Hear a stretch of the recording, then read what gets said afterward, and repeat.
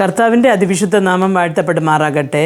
സങ്കീർത്തനങ്ങളുടെ പുസ്തകം 1-ാമത്തെ അധ്യായം 2-ാമത്തെ വാക്യത്തിൽ നാം ഇങ്ങനെ വായിക്കുന്നു: യഹോവയുടെ ന്യായപ്രമാണത്തിൽ സന്തോഷിച്ച് അവൻ്റെ ന്യായപ്രമാണത്തെ രാപ്പകൽ ധ്യാനിക്കുന്നവൻ ഭാഗ്യവാൻ എന്ന്.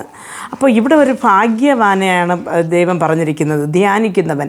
ദൈവത്തിൻ്റെ ന്യായപ്രമാണം എന്ന് പറയുന്നത് ഈ നമ്മുടെ വേദപുസ്തകമാണ്. അപ്പോൾ അതിലൊരു ആ വചനങ്ങൾ വായിക്കുമ്പോൾ നമുക്കൊരു സന്തോഷം ഉണ്ടാകണം. ആ സന്തോഷം മാത്രമല്ല, പലരും ഇന്ന് വായിക്കുമ്പോൾ വേദപുസ്തകം വായിക്കാറുണ്ട്. അതൊരു കടമയ്ക്കായിട്ട് രാവിലെ ഒരു അധ്യായം, വൈകുന്നേരം ഒരു അധ്യായം, അല്ലെങ്കിൽ വൈകുന്നേരം ഒരു അധ്യായം വായിച്ച് പ്രാർത്ഥിക്കുന്നവരുണ്ട്. പക്ഷെ അതല്ല നാം ധ്യാനിക്കണമെന്ന് ദൈവവചനം പറയും. ധ്യാനിക്കുമ്പോൾ തന്നെ അതിലുള്ള ദൈവത്തിൻ്റെ വചനത്തിലുള്ള അല്ലെങ്കിൽ ആഴങ്ങളെക്കുറിച്ച്, മർമ്മങ്ങളെക്കുറിച്ച് നമുക്ക് മനസ്സിലാക്കുവാൻ സാധിക്കും.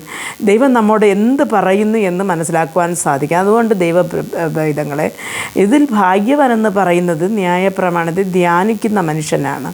അപ്പോൾ നാം വായിക്കുന്ന വേദഭാഗത്തെ വായിച്ച് അങ്ങനെ കളയാതെ അതിലുള്ള ഓരോ വാക്യങ്ങളും എന്താണ് സൂചിപ്പിക്കുന്നത്, അല്ലെങ്കിൽ ആ വചനം നമ്മുടെ ജീവിതത്തെക്കുറിച്ച് എന്ത് പറയുന്നു എന്ന് നാം രാപ്പകൽ അതിനെക്കുറിച്ച് ധ്യാനിക്കണം. നാം ഇന്ന് വായിക്കുന്ന വേദഭാഗം അടുത്ത് നാം വേദഭാഗം വായിക്കുന്നത് വരെയിലും ധ്യാനിപ്പാനുള്ള ഒരു കൃപ ദൈവം നമുക്ക് നൽകട്ടെ.